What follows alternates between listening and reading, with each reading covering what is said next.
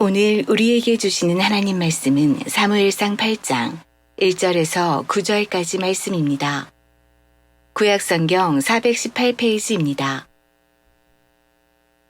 사무엘이 늙음에 그의 아들들을 이스라엘 사사로 삼으니 장자의 이름은 요엘이요 차자의 이름은 아비아라. 그들이 브엘세바에서 사사가 되니라. 그의 아들들이 자기 아버지의 행위를 따르지 아니하고 이익을 따라 뇌물을 받고 판결을 굳게 하니라. 이스라엘 모든 장로가 모여 라마에 있는 사무엘에게 나아가서 그에게 이르되 보소서, 당신은 늙고 당신의 아들들은 당신의 행위를 따르지 아니하니 모든 나라와 같이 우리에게 왕을 세워 우리를 다스리게 하소서 한지라. 우리에게 왕을 주어 우리를 다스리게 하라 했을 때에 사무엘이 그것을 기뻐하지 아니하여 여호와께 기도하매 여호와께서 사무엘에게 이르시되 백성이 내게 한 말을 다 들으라.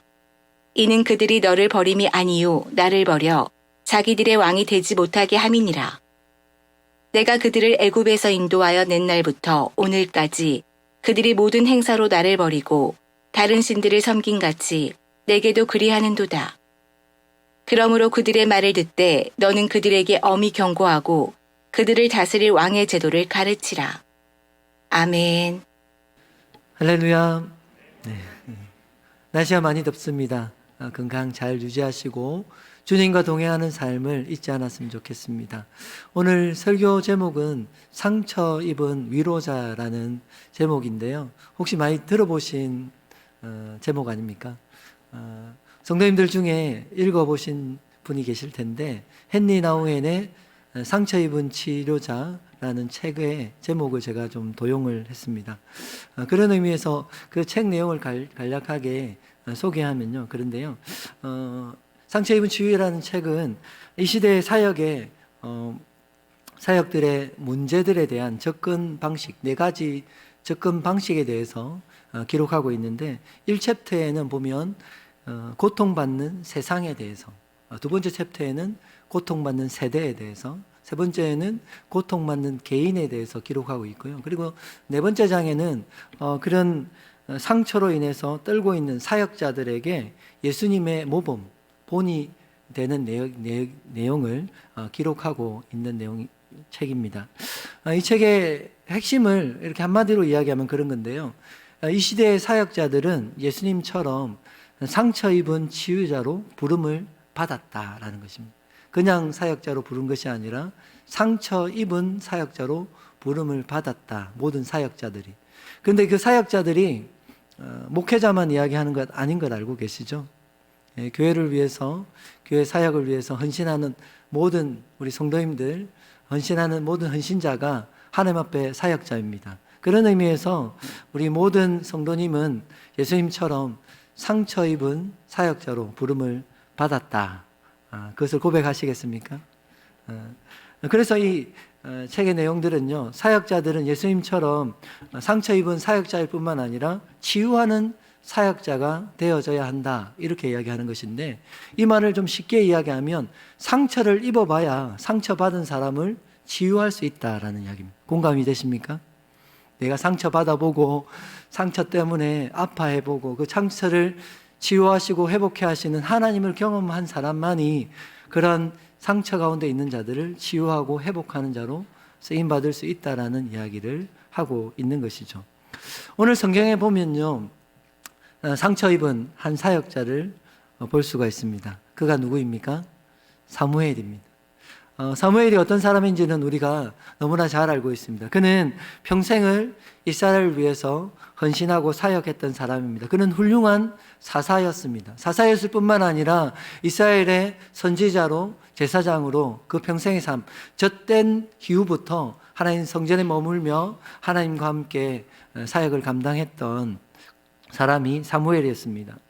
그러나 세월 앞에 장사가 없다는 말처럼 그도 늙어서 자신의 사사의 직분들을 그만둬야 될 때가 됐어요.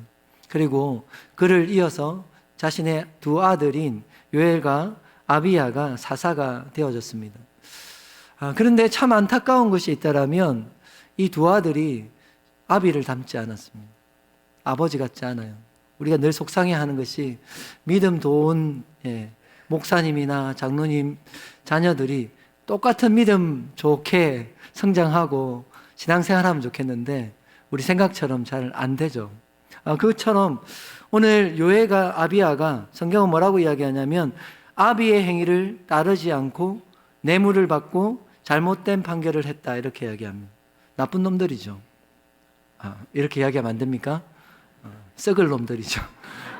아버지가 그 평생 동안 사역하고 이스라엘 백성들을 위해 헌신했는데 그 모든 사역들을 한 번에 엎어버리는 이 썩을 놈들을 어떻게 해야 될지 잘 모르겠습니다.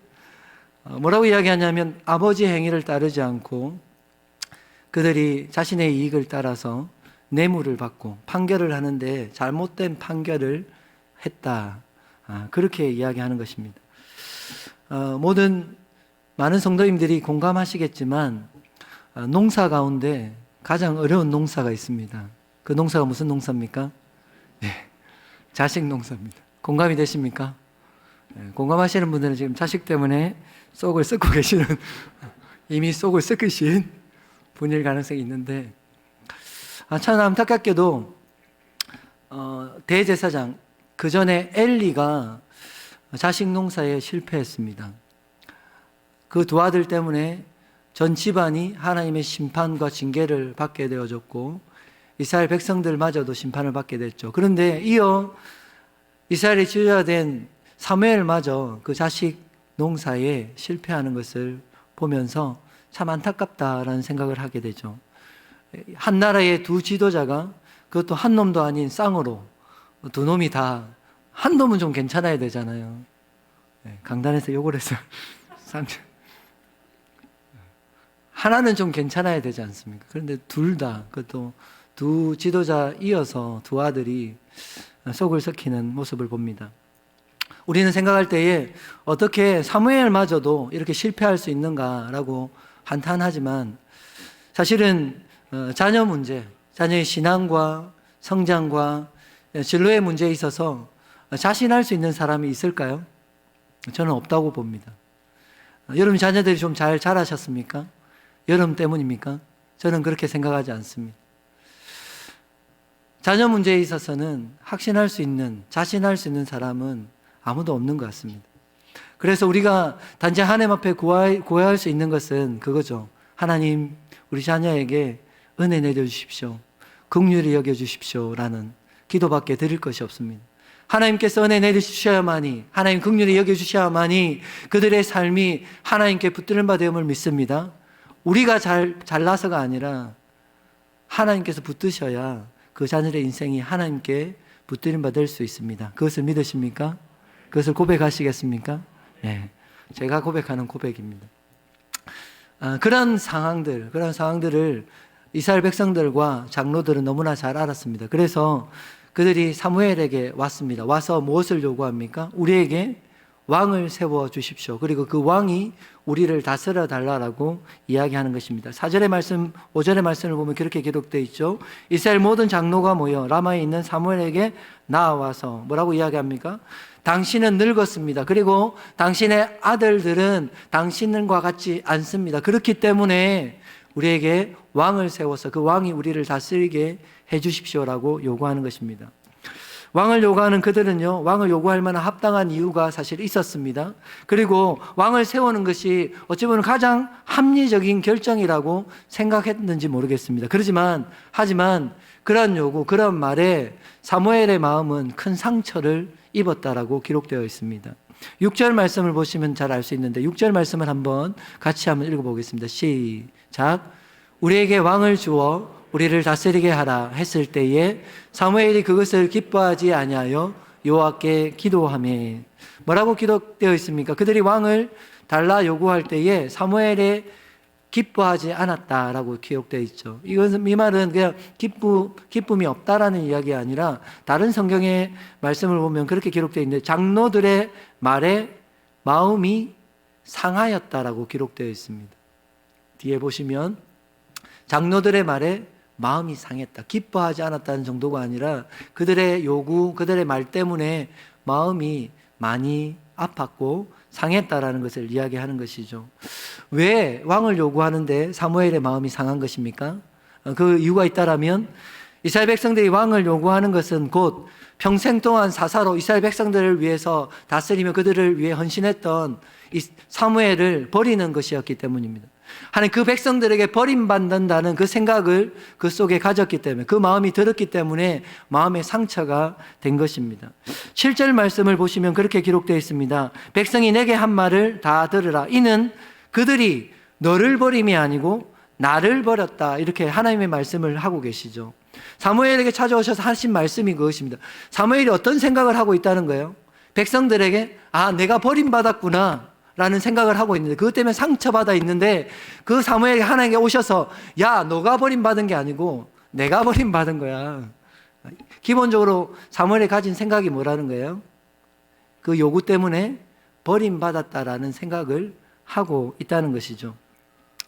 만약에 사무엘이 정말 이스라엘 백성들을 위해서 열심히 사역하지 않았다라면, 혹시 그가 잠시 사역할 뿐이지 평생을 들여서 사역하지 않았다라면, 그리고 또한 그가 사역하는 이유가 다른 이익을 보기 위해서 사역했다라면 그가 받는 상처나 아픔은 좀 작아질 수 있을 것입니다. 그러나 우리가 아는 것처럼 사무엘은 오직 하나님만 바라보고 사역했습니다.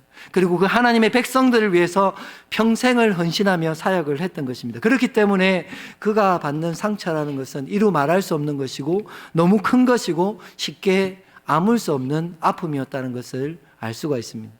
실망했겠죠. 홀로 된 외로움이 있었겠죠. 그리고 그 백성들이 버림받았다는 그 배신감을 그 마음속에 품었을 거라 예상이 되어집니다. 그런데 우리가 그 사무엘의 모습을 보면서 하나님 백성들에게 버림받아서 너덜너덜해진 그 마음을 가지고 그 다음에 사무엘이 취하는 행동이 무엇인가를 우리는 집중해 볼 필요가 있습니다. 그가 뭘 했다고 이야기합니까? 6절 말씀을 보시면 사무엘이 그것을 기뻐하지 아니하여 뭐 했다고요? 여호와께 기도했다라고 이야기합니다. 할렐루야. 우리가 상처를 받을 때에, 우리의 마음이 아플 때에 우리가 선택하는 것이 무엇인가를 보면 그 사람이 어떤 사람인지를 알 수 있습니다. 하나님과 어떤 관계에 있는지를 알 수가 있는 것입니다. 사무엘은 그 아픈 마음을 가지고 사람을 원망하거나 사람의 위로를 구하는 것이 아니라 하나님께 기도했다라고 이야기합니다. 그럴 때에 하나님의 위로가 사무엘에게 임하게 되어지는 것입니다. 그가 다른 세상의 자리, 사람을 앞에 서는 것이 아니라 기도의 자리에 하나님 앞에 섬을 통하여서 하나님의 위로를 받고 회복되어지는 은혜를 누렸다는 것이죠. 앞에 말씀드린 것처럼 사무엘이 상처를 받은 이유가 뭐라고요? 더 큰 상처인 이유가 뭐라고요? 그가 하나님의 사역 가운데 전심을 다해서 사역했기 때문에, 또한 다른 이익이나 다른 어떤 것을 바라고 사역하지 않고 오직 하나님만 바라고 충성하고 헌신했기 때문에 그 상처는 더 큰 것이라고 말씀드렸어요. 그런데 사실 꿈꾸는 교회에 계시는 우리 성도님들 마음도 그러지 않을까라는 생각을 해봅니다. 신앙생활 하면서 단지 예배만 드리고 왔다 갔다 하는 성도님들은 그렇게 많지 않습니다. 때로는 오이코스 모임들을 가지고요, 하나님 교회의 사역들에 헌신하고 수고합니다. 말씀드린 것처럼 예배만 드리고 왔다 갔다 하면 사실 상처를 받을 일이 별로 없습니다. 나만 잘하면 되니까. 그런데 어떤 경우에 상처를 받습니까? 열심히 사역하다 보면, 열심히 헌신하다 보면, 교회에 머무는 시간이 많아지고 성도들과 함께하는 시간이 많아지면 상처를 받을 일이 많다고요. 그들의 말들 때문에 때로는 그들이 내가 수고하지만 수고한 것을 알아주지 못하고 또는 오해하는 그런 모습들 때문에 상처받을 일이 많다는 거죠. 왜 상처 한번 안 받아보신 것처럼 그렇게 쳐다보십니까? 신앙생활 하면서 그런 상처 안 받아보신 분들 계십니까? 사무엘은 그랬던 것처럼, 장로들의 그 말에 마음이 상했던 것처럼 우리가 쉽게 그리고 크게 깊이 가슴에 대목과 같이 박히는 상처들은 우리가 쉽게 내뱉는 그 한마디의 말들 때문에, 때로는 그런 말들을 듣지 못해서 상처를 받는 경우가 많지 않습니까? 열심히 하면 할수록, 더 헌신하면 할수록, 또 순전한 마음으로 하나님 전심을 다해서 사랑하는 그 마음으로 헌신하면 할수록 그 상처는, 그 실망감은 더 커질 때가 있는 것이죠. 여러분, 그 순간 여러분들은 무엇을 선택하십니까? 어디로 나아가십니까? 하나님 앞에 나아가는 귀한 축복이 있길 간절히 소원합니다. 기도의 자리에 나아가서 사람의 위로, 하나님 사람의 격려가 아닌, 세상의 방법이 아닌 하나님께서 우리에게 주시는 그 말씀으로, 하나님 우리를 찾아오시는 성령 하나님의 위로로 말미암아 힘을 얻는, 다시 일어서는 귀한 축복이 있기를 간절히 소원합니다. 하나님께서 기도하는 사무엘에게 찾아오셔서 위로하세요. 뭐라고 위로하세요?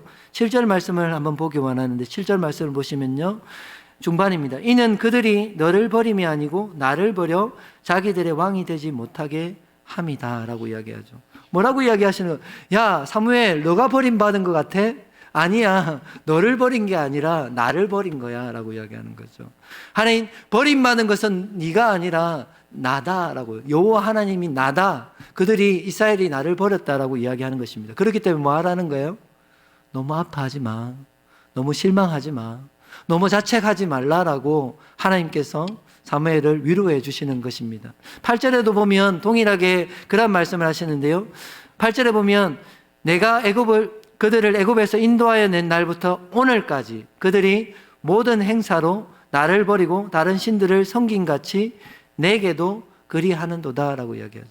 이 말은 무슨 말이냐면, 이스라엘 백성들이 왕을 요구하는 것은 네 잘못이 아니라는 거예요. 이해하셨어요? 이스라엘 백성들이 왕을 달라고 요구하고 있는데, 이 요구하는 것은 네가 평생을 사역했는데 네 사역한 것이 잘못됐기 때문에, 네 부족함 때문에 이런 요구를 하고 있는 것이 아니라는 거예요. 이스라엘 백성들 원래 그런 놈들이었다라고 이야기합니다. 뭐라고 이야기해요? 제가 그대로 말씀드릴게요. 애굽에서 인도하여 낸 날부터 오늘까지 모든 행사로, 모든 일에 그들은 나를 여호와를 버리고 이방신을 섬기고 그렇게 했던 것처럼 너에게 하는 거라고 이야기하는 거예요. 너의 사역이 부족했거나 너의 사역에 어떤 부족함이 있었기 때문에, 네가 잘못했기 때문에 이스라엘 백성이 그렇게 왕을 요구하는 것이 아니라, 원래 이스라엘 백성들은 그런 백성이었다라고 이야기해요. 그들은 변한 적이 없는, 나에게도 여전히 나를 버리고 배신하는 자들이었기 때문에 내게 행했던 것처럼 너에게도 행하는 것이기 때문에 너무 실망하지 마라, 너의 잘못이 아니다라고 이야기해 주는 것입니다. 참으로 안타까운 이야기죠. 이스라엘 백성들은 한 번도 변한 적이 없어요. 애굽에서 400년이 넘게 종살이 하던 그 모습, 그때는 그렇게 해도 이해할 수 있어요. 그런데 그곳에서 하나님 구원하여 내시고 하나님의 친백성으로 삼으셨음에도 불구하고 여전히 하나님의 살아계심을 그들 삶들 속에 하나님 경험함에도 불구하고 그들은 변하지 않는 거예요. 여전히 하나님을 외면하고 하나님을 버리고 이방신을 섬기는 그 모습대로 살아가는 안타까운 모습을 보는 거죠. 그래서 하나님 최종적으로 말씀하시는 위로가 그거예요. 네 잘못이 아니야, 너의 부족함 때문이 아니야. 이 말씀은 사실 우리 꿈꾸는 교회와 우리 성도님들에게 주는 말씀이라고 저는 생각합니다. 우리 교회가 정말 뜻하지 않게 담임 목사님을 2번이나 이렇게 사임하시는 과정들을 거쳤습니다. 그 과정 가운데 가장 힘드신 분이 누굴까 생각해 보니까 사실은 우리 성도님들이 아닐까 생각합니다. 그래서 꿈꾸는 교회를, 제 안에는 참 상처와 슬픔이 많은 교회다, 공감합니다. 그런데 그러한 일들을 당하면서 여러분 마음속에 혹시 자책하는 마음이 있지 않을까 염려가 됩니다. 혹시 우리가 못나서, 나의 부족함 때문에, 내 기도가 부족해서, 하나님 내 죄가 많아서 이러한 일을 당한다라는 그런 자책을 하지 않을까 염려가 됩니다. 혹시 그런 염려와 그런 자책을 하고 계시는 우리 성도님들 계시다라면 사무엘 향한 하나님의 이 말씀을 들으시기 바랍니다. 여러분들의 잘못이 아닙니다. 여러분들의 잘못이 아닙니다. 그것이 하나님의 위로로 여러분 마음들 속에 새겨질 수 있게 간절히 소원합니다. 때로는 우리 자녀의 문제, 하나님 가정의 고통의 문제를 당할 때에 우리는 스스로를 자책하죠. 나의 잘못 때문은 아닐까? 내 연약함 때문은 아닐까? 내 부족함 때문은 아닐까? 스스로를 질책하며 괴롭게 하는 경우가 있습니다. 그러나 그것은 여러분들의 잘못이 아니다라는 하나님의 위로를 들을 수 있기를 간절히 소원합니다. 그러므로 우리가 해야 될 일이 무엇입니까? 우리의 삶을 통해서, 우리 고통을 통해 또한 새로운 길을 열어가실 하나님을 기대하며 담대히 앞으로 나아갈 수 있는 우리 꿈꾸는 교회 성도님들 될 수 있기를 간절히 소원합니다. 아직까지도 그런 아픔과 고통 때문에 주저앉아 계시는 분이 계시다라면 다시 일어나 하나님의 발걸음을 주님과 함께 내디딜 수 있는 우리 성도님들 될 수 있기를 간절히 소원합니다. 오늘 성경 가운데 하나님 진지하게 질문해야 되는 것이 한 가지 있는데요. 그것은 정말 큰 상처를 입은 분이 누구냐 하는 질문입니다. 우리는 우리의 눈에 상처받은 사무엘만 보입니다. 사무엘만이 아파하고 고통스러워하는 것이 그것으로 보입니다. 그래서 정작 너무 아파하고 고통스러워하는 하나님이 우리의 눈에 보이지 않는 거예요. 우리는 생각할 때 은연중에 하나님은 아파하지 않는다, 상처받지 않는다라고 생각하는 경우가 있어요. 마치 우리 어린 자녀들이 아빠는 아무리 때려도 아프지 않아라고 생각하고 마음껏 때리는 것처럼, 우리 엄마는 아무리 독한 말을 해도 상처받지 않는다고 생각하고 마음껏 말을 내뱉는 것처럼, 안 그렇잖아요. 상처 다 받잖아요. 아프잖아요. 그런데 우리가 하나님을 향해서 그런 생각을 가진다는 거예요. 하나님, 우리가 어떻게 해도 하나님 상처받지 않는다라고 생각하죠. 그런데 그건 착각이에요. 하나님도 상처받으세요. 하나님도 가슴 아파하시고 눈물 흘리십니다. 오늘 성경 가운데 이스라엘 백성들이 왕을 요구하는 것은 어떤 의미입니까?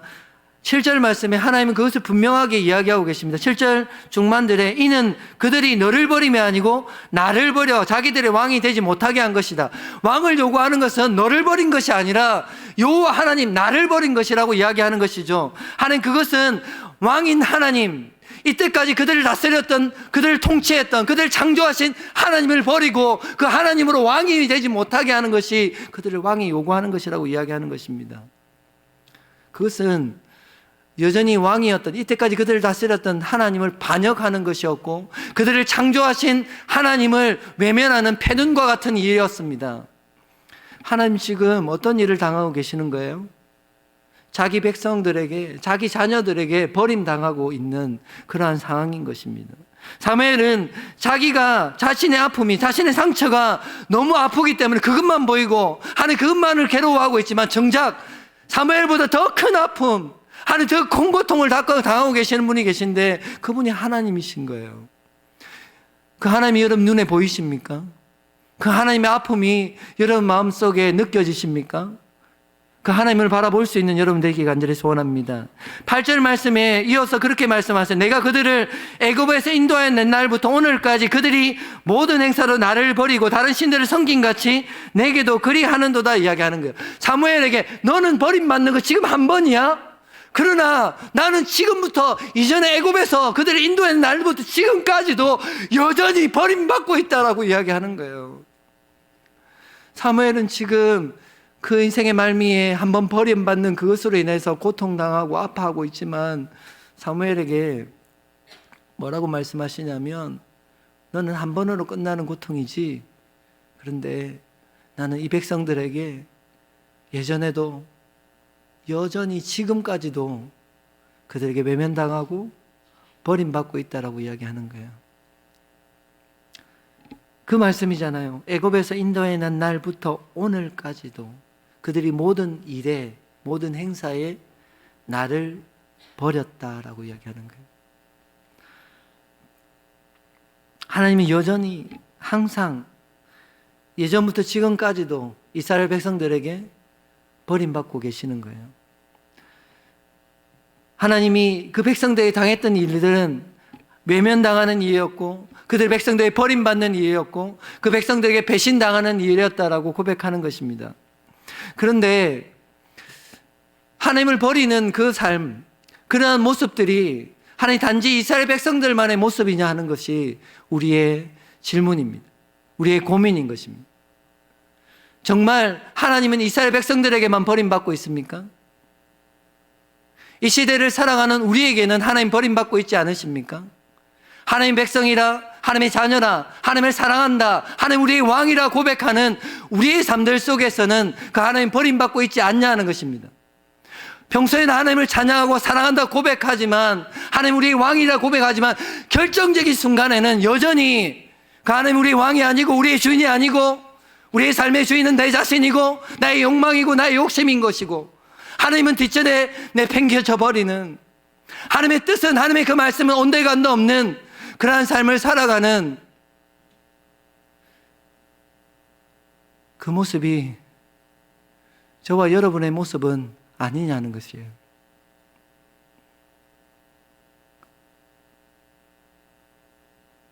하나님 앞에 다시 그러한 삶을 살지 않겠노라, 하나님 실망시키지 않겠노라, 그렇게 다짐하고 회개하지만 죄의 자리에 서면, 죄의 유혹에 마주하면 여전히 하나님의 그 시선을 외면해버리고 하나님 없는 것처럼, 하나님의 자녀가 아닌 것처럼, 하나님의 뜻을 모르는 것처럼 그렇게 하나님을 외면하고 하나님을 배신하는 모습이 우리의 모습은 아닌지 돌아보아야 하는 것이죠. 하나님은 여전히 지금도 버림받고 계시는 하나님이심을 우리는 우리 자신의 삶을 통해서 볼 수 있는 것입니다. 그런데 성경을 보면요, 하나님이 여전히 구약으로부터 하나님은 버림받는 분이셨습니다. 예수님 또한 그분은 버림받는 분이셨습니다. 창세기 3장에 보면 아담과 하와가 선악을 알게 하는 나무를 실과를 먹게 됩니다. 그 먹은 이유가 무엇입니까? 사단이 유혹할 때에 네가 그것을 먹는 날에는 어떻게 된다고요? 하나님과 같이 될 것이다 라고 이야기합니다. 그 먹은 의도가 뭐라고 말씀하시냐면, 그것을 먹으면 뭐가 된다고? 내가 하나님이 된다고. 이 말은 뭐냐면, 내가 하나님이 되는 순간 더 이상 하나님 필요 없다는 것이죠. 그 하나님을 버리는 행위가 선악을 알게 하는 그 나무의 실과를 먹는 것이라는 거죠. 아담과 하와는 선악과를 알게 하는 나무의 열매를 먹음을 통하여서 하나님을 버린 것입니다. 그럼에도 불구하고 하나님은 그 수치심 속에 부끄러워하는 아담과 하와를 위해서 어떤 일을 행하십니까? 가죽옷을 지어서 그 부끄러움과 그 수치를 가려주시는 하나님이십니다. 예수님은 하나님께서 지금 왕을 요구하는 이스라엘 백성들에게 애굽에서 인도해 낼 때부터 지금까지 여전히 하나님을 버렸다라고 이야기하는데요, 하나님 왕이 세워지고 난 후에는 이스라엘 백성들이 좀 변했습니까? 아니요. 그들이 나라가 강건해지고 부유해지고 큰 나라가 되면 될수록 그들은 하나님을 섬기는 것이 아니라 더욱더 하나님과 멀어지고 하나님을 떠나서 우상을 섬기는, 하나님의 마음을 아프게 하는 그러한 일들을 살았던, 그런 모습, 삶을 살았던 이스라엘 백성들을 우리는 성경을 통해서 확인할 수 있지 않습니까? 예수님은 십자가에 달리시면 제자들에게 그렇게 말씀하십니다. 오늘 이 진밤이 지나기 전에 너희가 다 나를 버릴 것이라고 말씀하셨어요. 그럴 때에 하나님 베드로뿐만 아니라 그 모든 제자들이 확신하며 이야기합니다. 뭐라고 이야기했어요? 주님과 함께 죽을지언정, 주님과 함께 죽을지언정 주님을 부인하지 않을 것이고 주님을 버리지 않을 것입니다 라고 그렇게 확답했습니다. 장담했습니다. 그런데 결과는 어땠습니까? 성경은 제자들 모두가 예수님을 버리고 도망했다라고 이야기합니다. 그럼에도 불구하고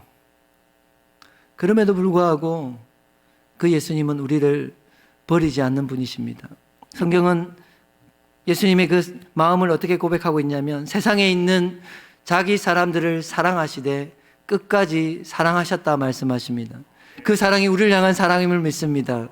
자신을 버리고 도망하는 제자들뿐만 아니라 하나님 순간순간 하나님을 외면하는 우리를 향해서 사랑하시되 똑같이 우리를 버리는 것이 아니라 끝까지 우리를 사랑하시는 예수님의 그 사랑을 우리가 받은 줄 믿습니다.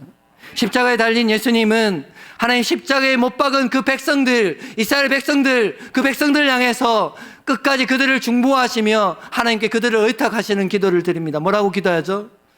아버지여, 저들의 죄를 사하여 주시옵소서. 그들이 무엇을 하는지 알지 못하기 때문에 그러한 죄악을 범하고 있습니다. 주님, 하나님, 이들을 사하여 달라고 하나님께 그 백성들을 위해 중보하는 기도를 드리는 예수님의 모습을 보게 되는 것이죠.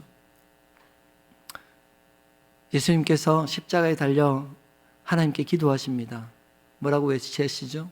엘리 엘리 라마 사박다니. 나의 하나님 어찌하여 나를 버리십니까? 그 십자가는 예수님이 하나님께 버림받는 현장이었습니다. 그러나 그 버림받음을 통하여서 하나님 그 아들을 버리시는 이유가 있다라면, 하나님께 그 버림받는 예수님이 왜 버림받느냐? 그것은 저와 여러분들을 하나님의 백성, 하나님 구원하시기 위해서 그 버림을 감당하시는 줄 믿습니다. 그 버림이 없이는 우리를 살릴 수 없기에, 우리를 구원할 수 없기에 하나님께서는 그 아들을 버리시는 것이죠. 하나님은 항상 하나님의 백성들에게 배신당하시고 버림받으시는 하나님이시며 예수님이셨습니다. 그런데 오늘 성경을 보면 자기 백성들에게 버림받아서 너덜너덜해진 그 마음 가지고 하나님이 그 사무엘을 찾아오세요. 뭐 하기 위해서요? 상처받아 아파하고 있는 그 사무엘 위로하기 위해서. 사무엘이 받은 그 상처보다 감당할 수 없는 더 큰 상처와 아픔이 있는 그 아픔 가운데 이때까지 살아오셨던, 여전히 그들을 붙들고 계시는 하나님이 그 상처받은 사무엘을 위로하기 위해서 찾아오셔서 그에게 너무 상심하지 마라, 너무 아파하지 마라, 너희 잘못이 아니다라고 말씀해 주시는 것이죠. 축복하는 것은 사무엘을 찾아오셔서 위로하셨던 그 하나님께서 때로는 우리의 사역과 우리의 헌신과 수고로 말미암아 성도들에게 또는 교역자들에게 여러 사람들에게 상처받아 있는 성도님들이 계시다면 그 하나님이 여러분들을 찾아오셔서 위로하시는 은혜가 있기를 간절히 소원합니다. 하나님의 하늘 위로로, 하늘 평안으로 여러분들의 마음과 심령들을 다시 세우시고 회복시키시는 귀한 은혜가 있기를 간절히 소원합니다. 우리 하나님은, 우리 예수님은 상처를 입은 위로자이시며 치료자이시죠. 이사야 53장 4절과 5절 말씀으로 오늘 말씀을 마무리할까 합니다. 이사야 53장 4절 5절 말씀은 그렇게 기록되어 있습니다. 그는 실로 우리의 질고를 지고 우리의 슬픔을 당하였거늘 우리는 생각하기를 그는 징벌을 받아 하나님께 맞으며 고난을 당한다 하였노라. 그가 찔림은 우리의 허물 때문이요 그가 상함은 우리의 죄악 때문이라. 그가 징계를 받음으로 우리는 평안을 누리고 그가 채찍에 맞음으로 우리는 나음을 받았도다. 성경은 뭘 쓰리하게 합니까? 이사야 선지자는 이 땅 가운데 오셔서 고난받으시 예수님의 그 고난의 현장을 하나님 기록하면서 그렇게 이야기하시는 거예요. 예수님 당하신 그 모든 하나님 고통들과 슬픔들은 누구의 것이냐? 그 모든 질고와 고통과 슬픔들은 우리의 것이라고 말씀하시는 거예요.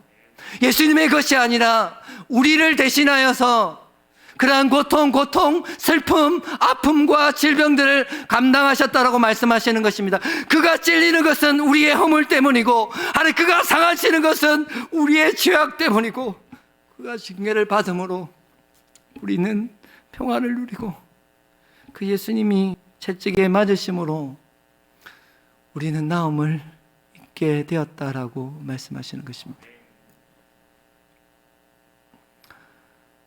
예수님은 자신의 그 상처와 아픔을 그냥 고통으로 끝내지 않으셨어요. 예수님이 당하신 그 고통과 그 상처와 아픔들을 우리의 평화로, 우리의 회복으로, 우리의 나음으로 변화시켜 주셨습니다. 아니, 그분이 고통당하심을 통하여서 그 고통이 변하여 우리의 평화가 되어졌고, 우리에게 나음이 되어졌고, 우리의 회복이 되어졌습니다. 우리의 위로가 되어졌다라고 말씀하시는 거예요. 그는 하나님께, 하나님 이스라엘 백성들에게 버림받으셨고, 하나님 그 몸이 찢기셨지만, 하나님 그 찢기심을 통하여서 우리에게 영생이 되어주셨고, 새로운 생명의 길을 열어주시고, 생명의 길이 되어주셨다라고 말씀하시는 거예요. 그런 일을 하나님은, 그러한 일을 예수님은 우리에게 이루어 주시는 분이신 것입니다. 그 하나님의 역사가 우리의 삶들 속에 경험되어지는 귀한 축복이 있기를 간절히 소원합니다. 그 하나님의 위로가 이런 삶들 속에, 여러분 가정 가운데, 여러분의 인생 가운데 더 깊이, 더 자주 경험되어지는 귀한 축복이 있기를 간절히 소원합니다. 그래서 우리가 받는 그 상처가 단지 고통과 아픔으로 끝나버리지 않냐고, 하나님의 위로를 경험함을 통하여서 또 다른 상처받은 영혼들, 하나님의 상처 가운데 고통하는 영혼들, 하나님 주저앉아 있는 그 영혼들을 일으켜 세우며 위로하며 치유하며 회복하는 원천으로 온전히 쓰임받는 귀한 축복이 있길 간절히 소원합니다. 상처를 받으셨습니까? 아픔이 있으십니까? 하나님께서 여러분들에게 찾아오시기를 소원합니다. 또한 예수님 그러하셨던 것처럼 그 상처를 고통과 아픔으로만 끝내지 않냐고, 그 상처를 통하여, 그 고통과 아픔을 통하여 또 다른 고통 당하는 다른 영혼들을 회복하고 치유하고 위로하는 그 일들을 감당하는 우리 성도님들 될 수 있기를 간절히 소원합니다. 우리 꿈꾸는 교회 가운데 너무 큰 아픔과 상처들이 주어졌습니다. 그러나 하나님 그 상처와 아픔 가운데 하나님의 위로가 넘치길 소원합니다. 그로 말미암아서 우리 꿈꾸는 교회를 통하여서, 우리 성도를 통하여서 세상 가운데 상처받은 하나님 고통당하는 그들을 위로하고 하나님의 백성으로 회복시키는 그 일들을 더 온전하게 감당하는 우리 성도님들과 교회가 될 수 있기를 간절히 소원합니다. 그 하나님을 기대하며 날마다 주님과 동행하는 삶을 살아가는 우리 성도님들 될 수 있기를 간절히 소원합니다.